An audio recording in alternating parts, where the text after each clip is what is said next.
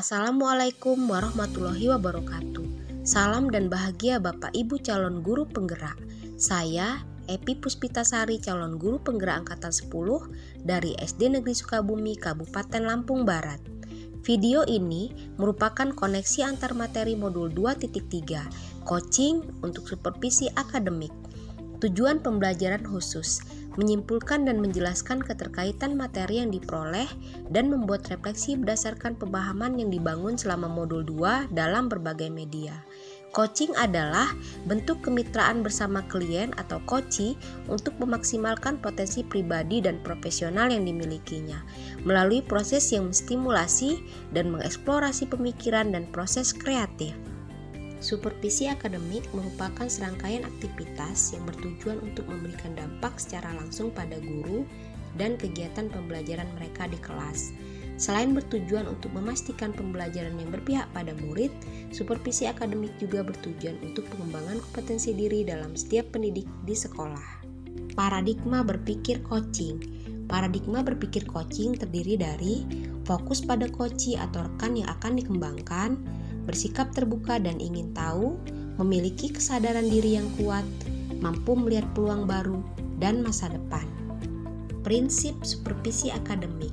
Beberapa prinsip-prinsip supervisi akademik dengan paradigma berpikir coaching meliputi kemitraan, proses kolaboratif antara supervisor dan guru, konstruktif, bertujuan mengembangkan kompetensi individu, terencana, reflektif, objektif, data informasi diambil berdasarkan sasaran yang sudah disepakati, berkesinambungan, komprehensif, mencakup tujuan dari proses supervisi akademik.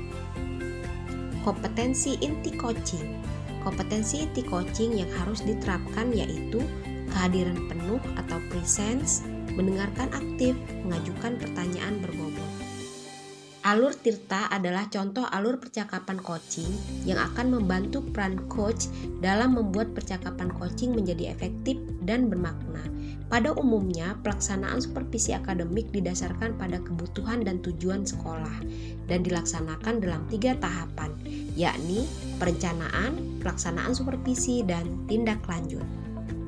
Keterampilan coaching perlu dimiliki para pendidik sebagai pemimpin pembelajaran untuk menuntun segala kekuatan kodrat atau potensi murid agar mencapai keselamatan dan kebahagiaan sebagai manusia maupun anggota masyarakat. Proses coaching sebagai komunikasi pembelajaran antara guru dan murid. Murid diberikan ruang kebebasan untuk menemukan kekuatan dirinya dan peran pendidik sebagai pamong dalam memberi tuntunan dan memberdayakan potensi yang ada, agar murid tidak kehilangan arah dan menemukan kekuatan dirinya tanpa membahayakan dirinya. Pemikiran reflektif terkait pengalaman belajar. Pengalaman atau materi pembelajaran yang baru saja diperoleh. Pengalaman melaksanakan percakapan coaching bersama rekan CGP dan menjadi supervisor dalam proses observasi bersama rekan guru. Coaching untuk supervisi akademik merupakan sebuah proses pengembangan yang memfokuskan pada potensi yang dimiliki oleh coachee. Dengan memiliki kompetensi inti coaching serta menerapkan prinsip supervisi dengan paradigma coaching, maka supervisi akademik dapat menjadi proses berkelanjutan yang memberdayakan. Emosi-emosi yang dirasakan terkait pengalaman belajar.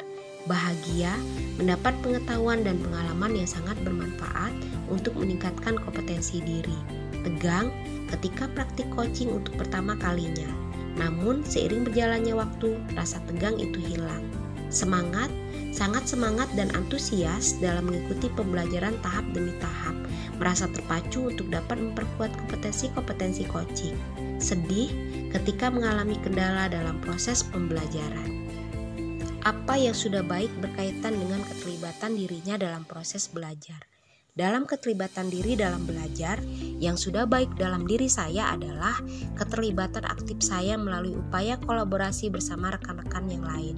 Saya sudah mampu berkolaborasi dengan baik dengan mereka. Saya sudah mampu menerapkan kompetensi inti dari prinsip coaching dalam praktik dan membantu rekan yang lain untuk mencapai keberhasilan bersama. Apa yang perlu diperbaiki terkait dengan keterlibatan dirinya dalam proses belajar? Saya masih perlu banyak latihan untuk melancarkan kemampuan public speaking agar proses diskusi maupun praktik dapat meningkat lebih baik lagi. Keterkaitan terhadap kompetensi dan kematangan diri pribadi. Proses pembelajaran melatih diri untuk memiliki kompetensi coaching dan mematangkan kemampuan memberdayakan orang lain.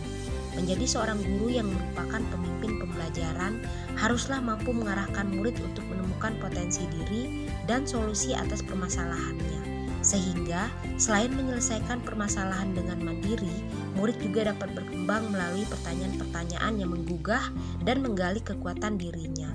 Tidak hanya bagi guru sebagai pemimpin pembelajaran, coaching untuk supervisi akademik juga berorientasi pada kemampuan atau kematangan seorang kepala sekolah dalam mengobservasi serta mengembangkan guru-gurunya sehingga dapat matang bersama, maju bersama. Analisis untuk implementasi dalam konteks calon guru penggerak. Memunculkan pertanyaan kritis yang berhubungan dengan konsep materi dan menggalinya lebih jauh.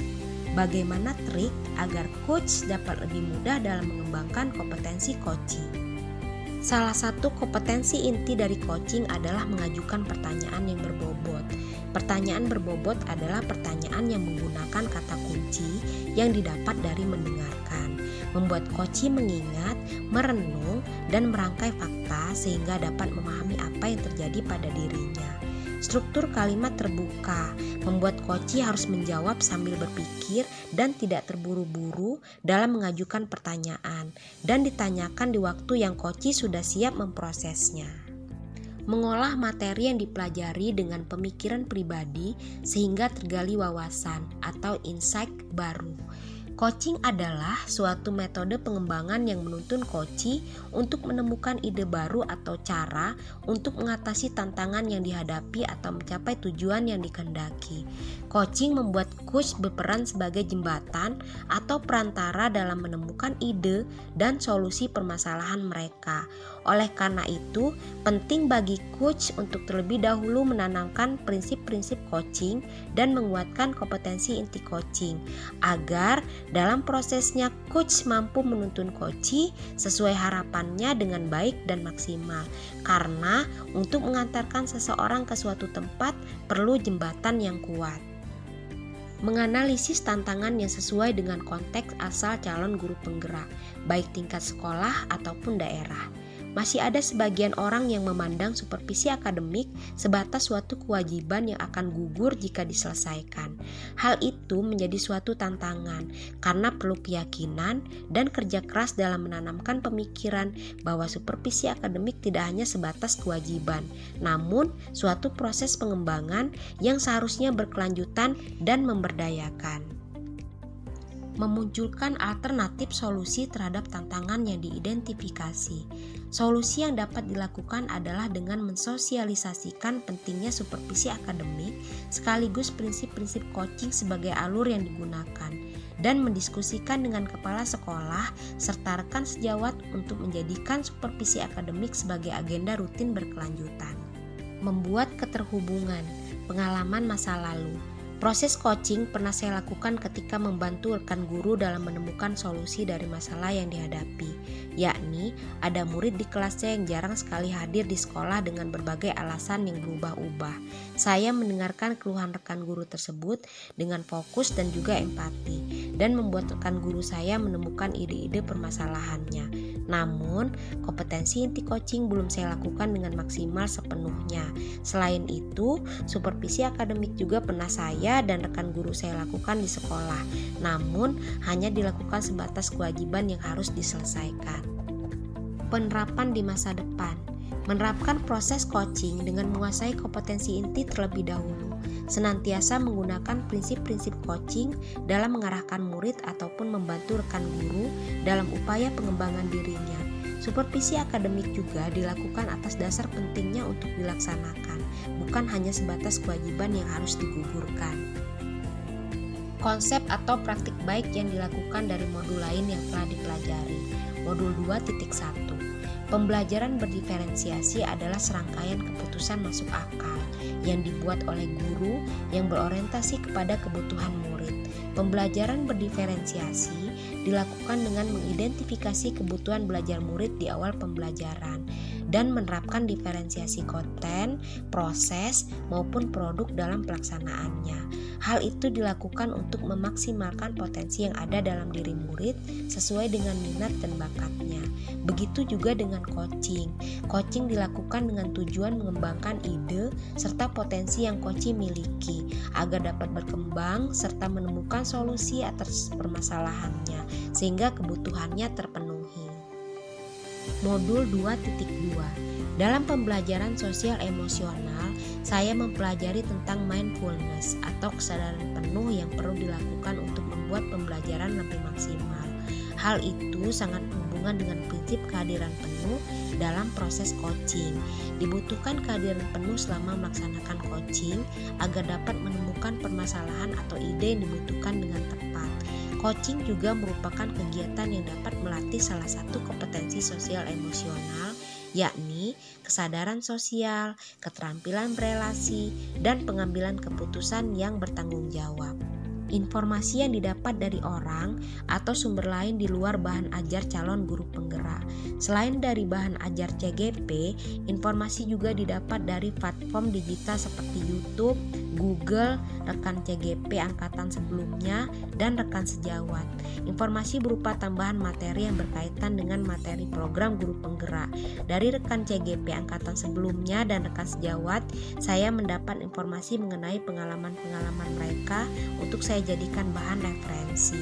Sekian koneksi antara materi modul 2.3. Terima kasih. Wassalamualaikum warahmatullahi wabarakatuh.